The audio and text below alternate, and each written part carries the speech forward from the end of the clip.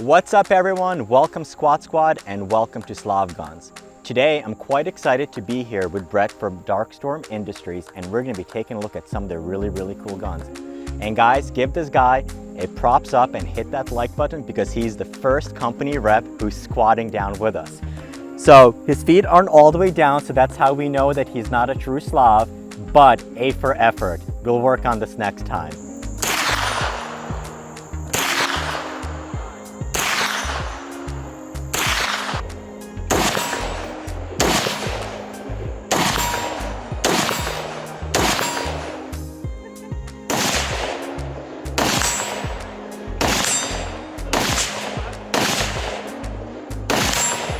All right, so Brett, what do we have? What'd you bring with us today, and what guns are we looking at here? So I brought several guns out with me today, most of which are Dsi compliant. Okay. The ones that we're holding here are the Non-NFA firearms. Okay. All right, the relatively newly accepted in New Jersey, although they've been around for decades. Okay. So we want to talk about what makes them legal? Yeah, so for those who might not be familiar, if you've been living under the rock for the last couple of months, what makes these guns unique and what makes them Jersey compliant, and I also understand we're Connecticut compliant as well. That's correct. So let's talk about the overall configuration first. Okay. All right, so first off, you'll notice that it's got an arm brace on the back, okay. All right, not a stock. Therefore, this firearm, manufacturer's intent of this firearm okay. Was to be strapped to your forearm as a stabilizer, not shouldered. Okay. Because it's not designed to be shouldered, it can't be considered a rifle. Okay. All right. So you say, well, it's got to be a pistol, right? Pistol Definitely, right. It's designed to be fired with one hand. Mm-hmm. So what we did is we added a second grip to the front here, and we say manufacturer's intent says that this is designed to be fired with two hands. Okay. All right. So you say, well, a pistol with a vertical front grip, that's an AOW. Yeah. It requires a tax stamp, but an AOW says that the overall length is under 26 inches, and this overall length is 27 inches. Okay. So we just tweaked the firearm a little bit to take it out of every category. So every law that you think you know, as far as New Jersey is concerned, or Connecticut, all those laws refer to rifles and pistols and shotguns. This is not under any of those categories, so therefore you can have features like a threaded barrel. Okay. You can put whatever muzzle device you want on there. You can have an adjustable arm brace. You don't have to worry about pinning it. You can pretty much add whatever features you want because it's in a category of its own. Awesome. As I understand it, these guns are classified as other firearms by the ATF, but what about the states such as Jersey? We actually sent in one of our models to the state police, and we had a letter written back from the state as well as the Attorney General proving this firearm in the state of New Jersey. So we're cleared both by the ATF and the state of New Jersey to sell this in Jersey. Awesome. And I guess the letter, if you're looking for the letter specifically, you can find it on Darkstorm's website. So let's get Brett out of this uncomfortable squatting position. Done. and we will take a look and we'll start shooting some of these guns. Awesome.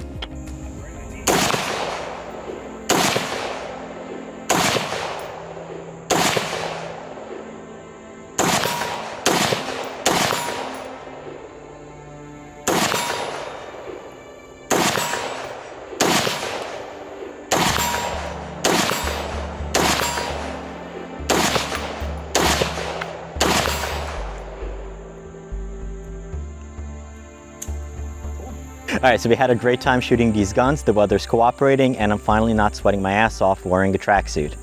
By the way, for those who don't really know, it's a MEM, M-E-M-E. Look it up. All right, so this is basically the gun that most people have probably just heard about, Darkstorm Industries, your other firearm. And this is, I understand you have two models. So this is the Typhoon. This is the one that's going to be commonly found on the shelves. That's correct. Can you talk about some of the common features on this gun and perhaps what is unique about this gun that you may not find on other firearms? Sure. Well, first and foremost, we machine our receivers on a 7075 block of billet aluminum. Right, it's not a forging. All right. Also with that billet, we have ambidextrous controls: ambi billet safety selector, ambi billet charging handle. We also had an ambi sling plate. All right, nice attachments there. That's free float, lightweight M-lock handguard, MOE vertical front grip. This is a Dsi Firestorm Compensator. All right, mitigates your muzzle rise and recoil. Match grade heat treated nitride barrel. All right, we use a ergonomical rubber coated hoe grip. Okay. And a SBA3 SP Tactical brace. Okay. Adjustable brace. And so the SBA3 brace is, I mean, it's a very comfortable brace, but I suppose if somebody wanted to change it, they can just change it to any other type of brace? Sure, it's very easy to change. The reason that we chose this, we actually reached out to SP Tactical when we were designing the firearm. We asked them what their most popular and sought after brace was. They recommended the SPA3. That's the whole reason that we chose that, being a large seller. Just some other, little things that we do to the firearm. We still maintain that coating in the inside of the upper receiver. Okay. A lot of people kind of over the years have stopped doing that. It's about a $2 to $3 charge. During the manufacturing process. It's a way to save money. We still continue to do that. Buffer springs, electro-polished, a nicer material for our takedown pins and springs. Just the little things that add up over the course of the entire firearm. Yeah. And I guess what's really nice, my first impressions when I started playing around with the gun, I love the ambidextrous nature of the gun. I still feel bad for lefties who, I guess, wrong-handed people who get pelted with brass in their face.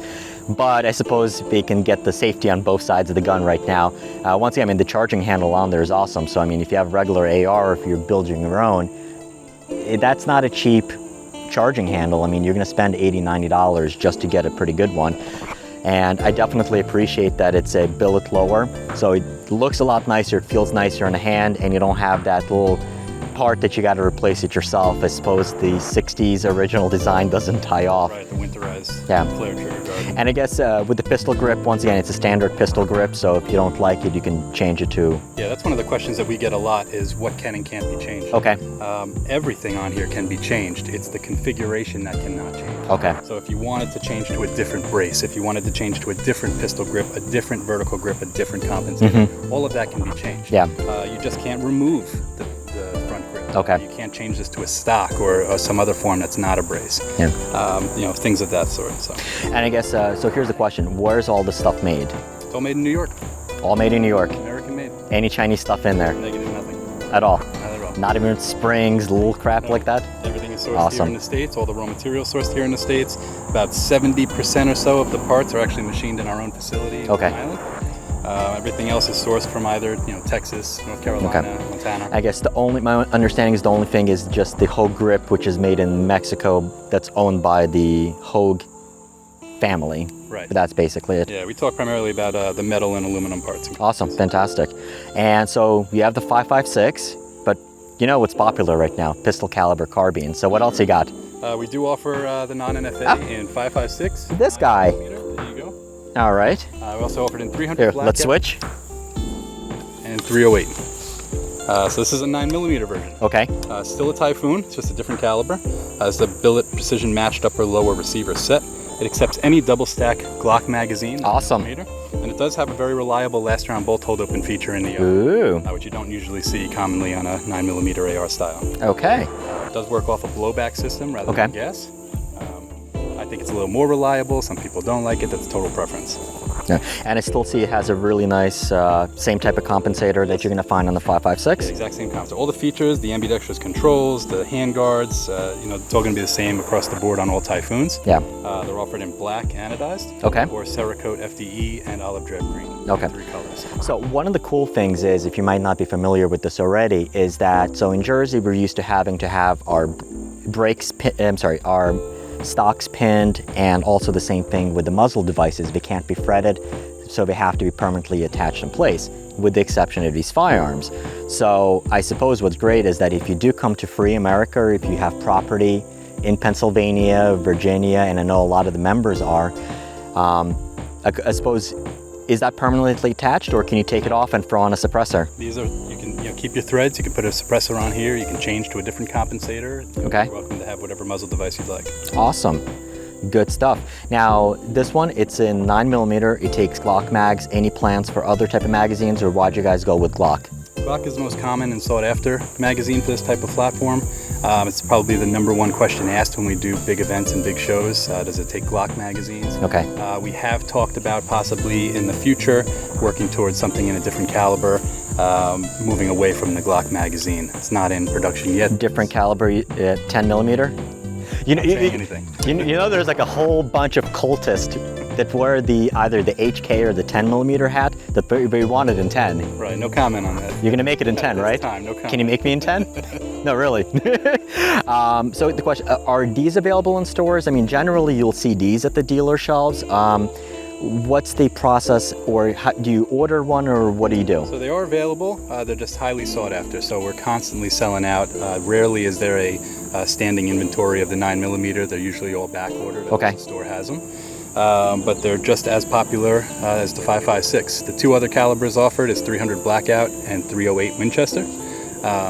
Most popular, again, 5.56 and 9mm. Awesome.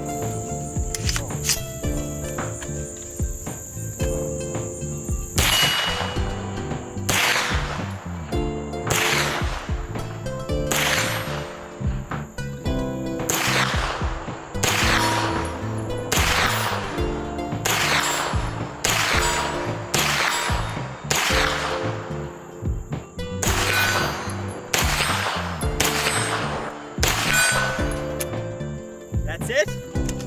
Reload.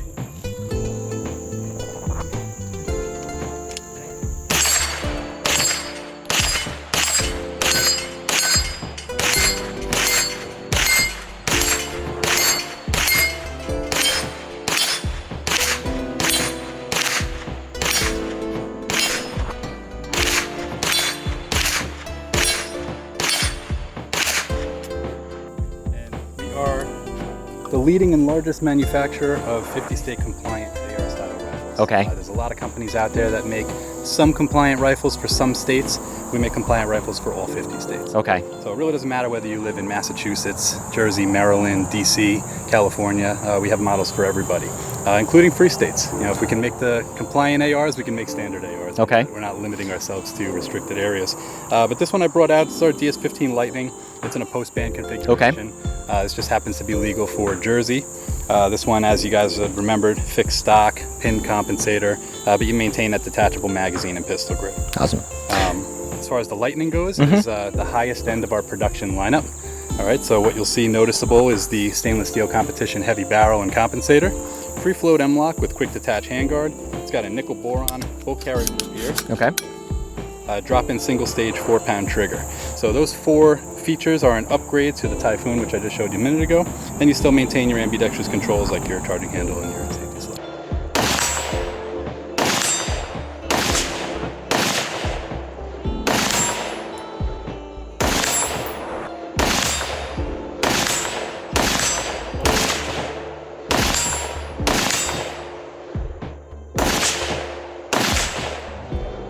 Okay, so for those who might not be familiar with the various state laws, what are some of the biggest differences between post-ban and pre-ban type rifles? Well, pre-ban is essentially a regular AR-style rifle that's been grandfathered in, so to speak, to states that came up with some type of restriction. The post-ban is that same style where, if you're referring to a post-ban, is the fixed stock and either a non-threaded or a pinned compensator, but keeping a pistol grip and detachable magazine. That's the post-ban.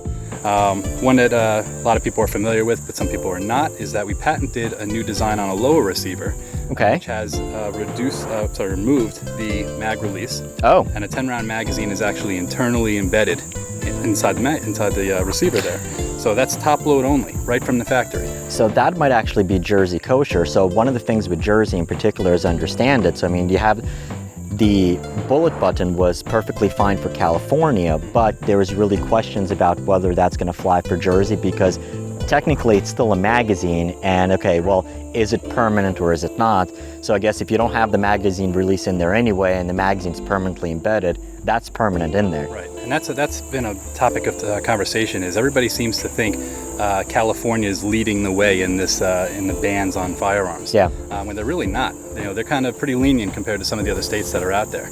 But legislation, the way that it's written, some states say, the firearm cannot have a detachable magazine. Okay. Some states say the firearm cannot accept a detachable magazine. Okay. Some say that if the firearm is assembled, it can't accept a detachable magazine. So all the little cues inside the legislation is different depending on the state, and it's interpreted differently. So something that is legal in California may not be legal in a state like Connecticut or Massachusetts. The reason that our fixed magazine, which I don't have with me, sorry. It's okay.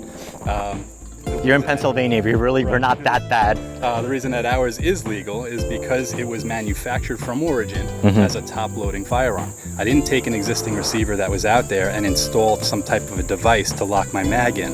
That would be considered a copycat or a duplicate of a maneuvered weapon. So this is something that is right from the factory, top load. Think about like an old SKS. You know, that's sort of right in your... I think that, so actually I think that's a really good example of that, because like the SK magazine is already in there, and then you do have some of the Chinese which you can replace it with the magazine, but no, it's permanently in there. Right. That's a great example. There's new ways of loading these firearms. We load through the ejection port. You can open the receiver and load through the top. There's a couple different methods of how to load the firearm. But that's something that we offer to states that don't have other options out there. You know, we're not saying that we agree with the law. We're not saying that you have to have this firearm. Yeah. But we're giving you an option if you wanted to, you know, purchase an AR. So if somebody's looking for a Darkstorm rifle, whether it's so a lot of the stores are going to carry these guys, the non-NFAs, simply because they're popular right now. But if somebody wanted to get a compliant version of, like, say, for example, if you want to get this guy, are they going to be able to find it in stores, or should they just order it online, or how does it work? We're direct to public, and you can also get it at a dealer. So we have over 200 dealers nationwide right now. We're also on our own website, dark-storm.com. If you wanted to head over to your local FFL and ask them to order you a firearm, they can do that. If you wanted to head to our website and order the firearm and we'll ship it to your FFL, you can do that. Multiple ways that we can sell you these firearms. If you want to take a trip out to New York, you can purchase one right from our showroom. But that is something. That involves going to New York, not something that's recommended, but I suppose it's not the city. I went to school in the city, I still live there. No hard feelings about that. But I guess ultimately though, if there's anything to be learned from here, number one, get out of a banned state. It's a losing battle, just leave. The waters are warm here. But if you can't do that for some pesky reasons, such as work or family, and you need to have those, then check out the Darkstorm rifles. Awesome guns, made right here in the United States, and you'll support the good gun guys. As always, thanks for watching, and I'll catch you next time. Thank you very much. Awesome. All right.